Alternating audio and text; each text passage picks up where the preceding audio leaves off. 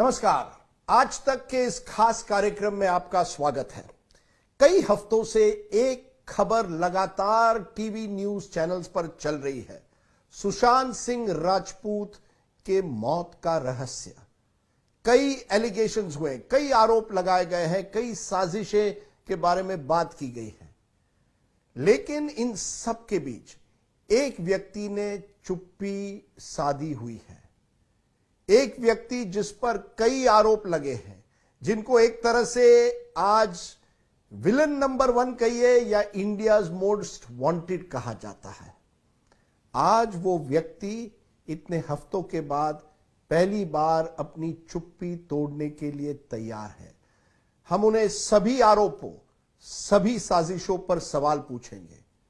हमारे साथ है एक्टर रिया चक्रवर्ती, जिन पर गंभीर आरोप लगे हैं इस केस में। रिया, बहुत बहुत शुक्रिया। आपका बहुत बहुत शुक्रिया कि आप अभी भी ऐसा न्यूज चैनल चलाते हैं जहां एक इंसान को अपने बारे में और अपना केस सामने रखने का भी मौका मिले। बाकी ने तो जजमेंट अपनी दे ही दी है। तो आपको लगता है मीडिया ट्रायल चल रहा है? लगता मीडिया ट्रायल है और बहुत ही बुरा विच हंट जिसे कहते हैं वो भी चल रहा है।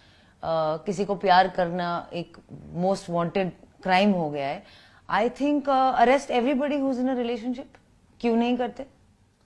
मैं 1 मिनट रिलेशनशिप पर आऊंगा, लेकिन उसके पहले मैं पूछना चाहता हूं। मैंने आपको इंट्रोडक्शन में कहा इंडियाज मोस्ट वांटेड, एक बॉलीवुड एक्टर। आप आए बॉलीवुड में, आपके सपने होंगे कि मुझे बड़ा स्टार बनना है।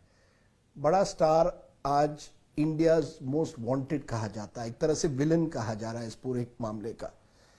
किस तरह से आप देखती हैं आपका वो सपना और आज ये हकीकत? मुझे तो कभी कभी विश्वास भी नहीं होता कि ये मेरी लाइफ है।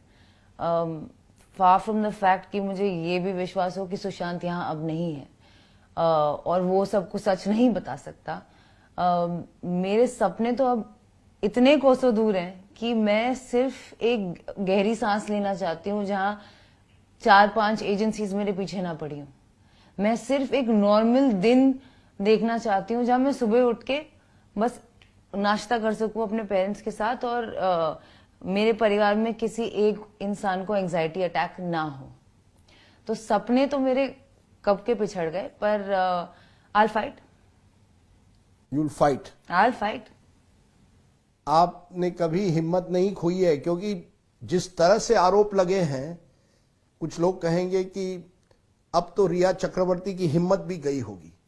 तोड़ने की तो पूरी साजिश है। पहले मेरे फैमिली को तोड़ने की, फिर मुझे तोड़ने की, अब मेरे स्पिरिट को तोड़ने की कि इस लड़की को ऐसा कर दो कि ये अपने आप को भी डिफेंड नहीं कर पाए।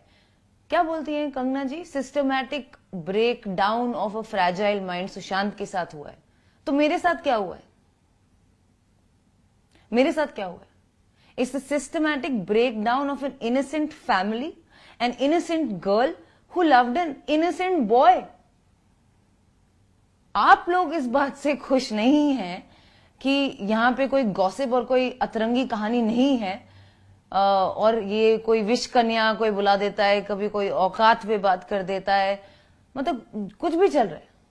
मेरी लाइफ है ये मेरे और मेरी परिवार की जिंदगी है। आज आप चुप्पी तोड़ रही है, क्यों? आज का दिन आपने क्यों चुना है? सुशांत ने बताया मुझे। सुशांत मेरे सपने में आया था और काफी लोगों के सपने में आ रहा है आजकल जो उसे कभी जानते भी नहीं थे।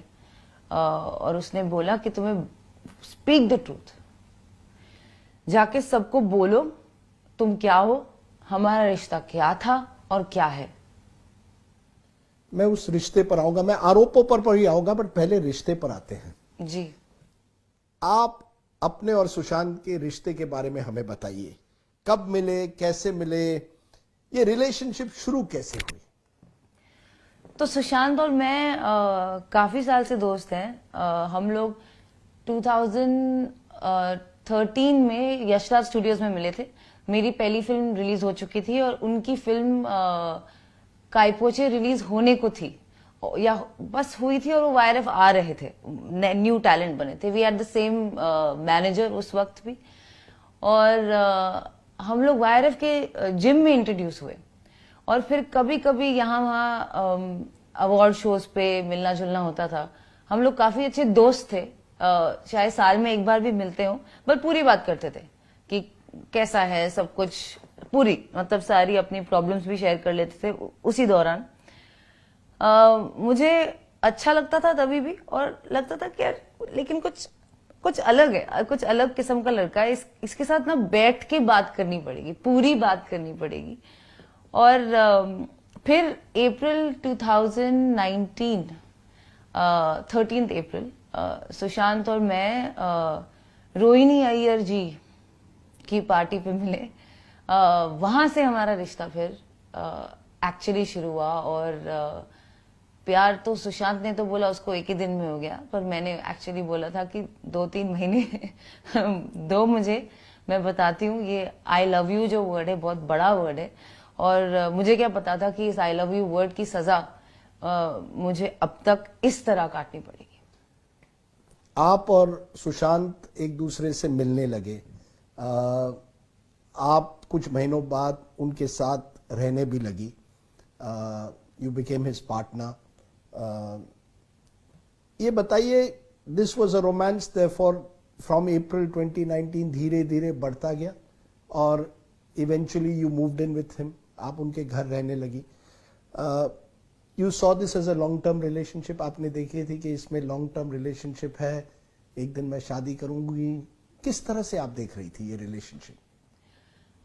तो सुशांत और मेरा एक रनिंग पर्सनल एनेक्डोट मैं आपके साथ शेयर करती हूँ कि हमने कभी ऐसे फॉर्मली शादी की बात नहीं की। ऑफ कोर्स लॉन्ग टर्म अब तो लग रहा है कि दूसरे जन्म तक भी चलेगा।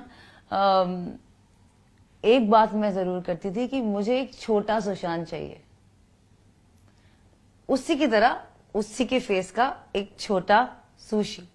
और ये हमारा एक रनिंग जोक था, जो ऑब्वियसली जोक भी नहीं, एज अ कपल हम लोग डिस्कस करते थे। इससे आपको पता चलेगा कि हमारा किस तरीके का रिलेशनशिप था। What attracted you to Sushant? What didn't? He was the most honest human being I met. उनके सामने आप you become more you. उनसे मिलकर मैं अपने आप से मिली, और उन्होंने मुझे जिस वे में, जिस नजर से देखा, जिस प्यार से देखा, उस नजर से मैं अपनी नजरों में ऊपर हो गई। और हमारा रिलेशनशिप एक्चुअली, हमारी जो फ्रेंडशिप थी, that was the basis of our relationship, the trust and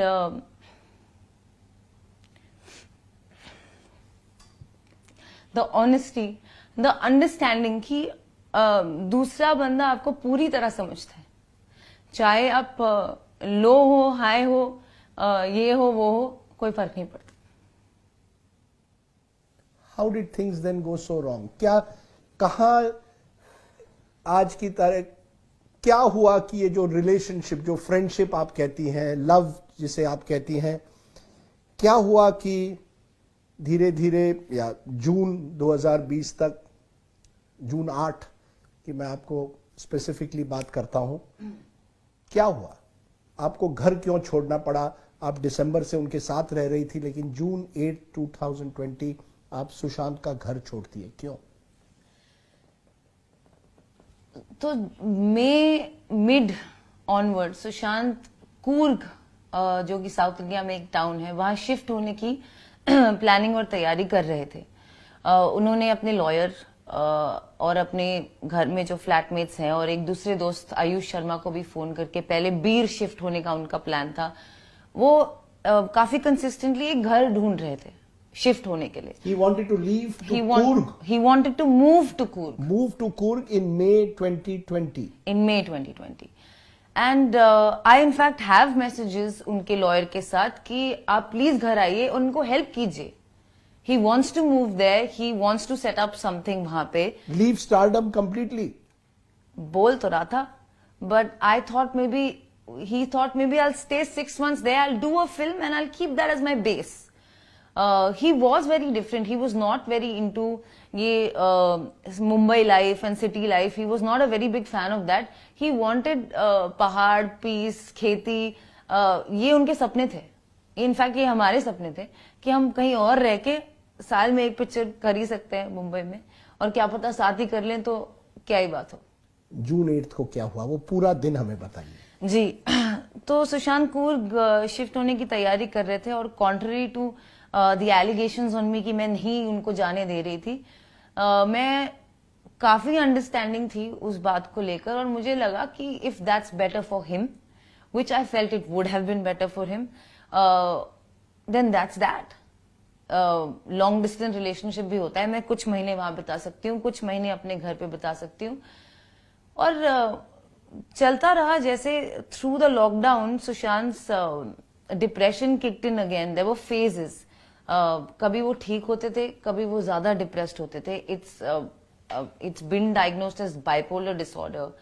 तो in this particular phase he was up and down on a very frequent basis, like on a daily basis, like Monday up, Tuesday down, within the same day as well. And I in fact इस बात से मुझे बहुत घबराहट हुई थी, and which is why on 3rd June I contacted Dr. Kasi Chawda कि उनके जो साइकाइट्रिस्ट थे कि आप प्लीज एक बार उनसे बात कीजिए, मुझे लग रहा है वो फिर से डिप्रेशन में जा रहा है और पैरानोया भी हुआ है उसे, और मेरे पास वो चैट भी है. तो आप उनसे बात कीजिए और see what medication does he require medication. और सुशांत की डॉक्टर कसी चावड़ा से बात भी हुई 3rd जून को. डॉक्टर कसी चावड़ा को लगा yes he does need medication, yes he is slipping into a depression. लेकिन Sushant was behaving very slightly aloof with me, और बार बार मुझे कह रहे थे कि तुम घर जाओ, और ये घर जाओ कहीं 2nd 3rd जून से 1st जून से ही शुरू हो गया था कि मुझे तो कूर्ग शिफ्ट करना ही है, तुम घर जाओ. क्योंकि मेरी एंजाइटी, मुझे भी एंजाइटी अटैक्स हो रहे थे मई के महीने में और जून के महीने में, और वो मेरी हालत भी देख के सुशांत को अच्छा नहीं लग रहा था. वो बोल रहा था जाओ, घर जाओ, ठीक हो, और शायद मेरी मदद करो. फिर उसके बाद कूर्ग शिफ्ट, तुम ही ठीक नहीं रहोगी तो मेरी हेल्प कैसे करोगी. तो 8 जून को मेरी एक थेरेपी सेशन बुक थी डॉक्टर सुजन वॉकर के साथ 11:30 AM की. तो दैट गोज टू प्रूव कि मेरा कोई इरादा नहीं था 8 जून को जाने का. मैं अपने घर पे थेरेपी सेशन नहीं कर सकती थी. मैं नहीं चाहती मेरे मॉम डैड मुझे उस हालत में देखें. मुझे एक ब्रेव फेस उनके लिए रखना पड़ता है, क्योंकि कोई भी मॉम एंड डैड अपने बच्चे को ऐसा नहीं देखना चाहेंगे. इसलिए 8 जून को जब मेरी थेरेपी सेशन थी, मैंने सुशांत को बोला कि मेरी थेरेपी सेशन है, और उन्होंने मुझे कहा कि नहीं, आप थेरेपी सेशन यहां मत करो, आप घर जाओ. तो मैंने कहा पर मुझे थेरेपी सेशन करके जाने दो. उन्होंने बोला नहीं, आप थेरेपी सेशन के पहले जाओगे, क्योंकि मेरी बहन आ रही है. मैंने उनको फोन किया है, वो पिछले पूरे जून के महीने में वो अपनी बहनों से, अपने पिताजी से लगातार फोन पे बात करते रहे कि हाँ मैं कूर्ग शिफ्ट होने का प्लान कर रहा हूं, तो क्या आप में से कोई मेरे साथ आएंगे, मुझे हेल्प करेंगे. और कोई जवाब नहीं आ रहा था कि वो आएंगे या नहीं आएंगे. फाइनली 8 को जब उन्होंने मुझे बोला कि तुम घर जाओ ही जाओ, तो मैंने बोला मैं जाती हूं, पर एक ही कंडीशन है मेरी कि आपकी बहन जो बॉम्बे में रहती है, गोरेगांव में रहती है, मीतू जी, वो आए, वो यहां होंगी तो मैं जाऊंगी. इनफैक्ट मैंने उन्हें बोला था कि अभी 12 बजे हैं, कितने बजे आएंगी मीतू जी, तभी मैं जाऊंगी जब वो बिल्डिंग के नीचे होंगी. उन्होंने कहा नहीं, वो 1-2 घंटे में आने वाली है, आपको उनके आने से पहले जाना होगा. और हाँ, मेरे और उनके परिवार के रिश्ते कुछ खास नहीं थे. दे वर स्ट्रेन्ड फ्रॉम इंसेप्शन. शुरुआत से काफी तकलीफें थी. उनकी फैमिली को मैं अब तो जायज ही क्लियर ही हो गया कि बिल्कुल भी पसंद नहीं हूं. मेरी ऐसी स्ट्रॉन्ग इमोशंस ना थे ना है उनके लिए. और जब कोई इंसान मेंटल हेल्थ, डिप्रेशन या किसी भी हेल्थ प्रॉब्लम से गुजर रहा होता है, तो फैमिली का वहां होना बहुत जरूरी होता है. इस बात को मैं समझती हूँ, जानती हूँ, मानती हूँ. इसीलिए मैं चाहती थी कि उनकी बहन आए और तो ही मैं जाऊं। तो जिस दिन मैं निकली, आई इंश्योर्ड कि मीतू सुशांत सिस्टर वहां पे हो, और वो थी।